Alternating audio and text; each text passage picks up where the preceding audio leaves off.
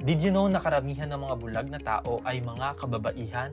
Welcome to Opto Facts. Facts I found out as an Opto student. Hi Wawabs! According to a peer-reviewed study published in the NCBI or the National Center for Biotechnology Information, Of the 253 million people in the world that are visually impaired, 55% ay mga kababaihan and overall ratio ng women to men is 1.4:1. so bakit ganito? So tatlong dahilan.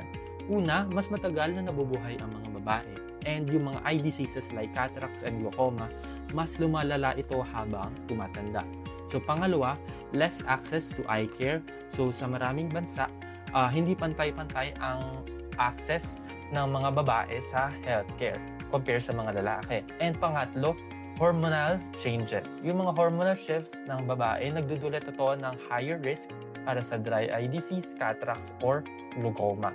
So malaking bahagi ng ating mga pasyente ay kababaihan and alam natin na karamihan ng sakit sa mata is preventable conditions na kung madetect agad natin ng mas maaga, maiwasan natin ang pagkabulag. So that's it for Opto Fact.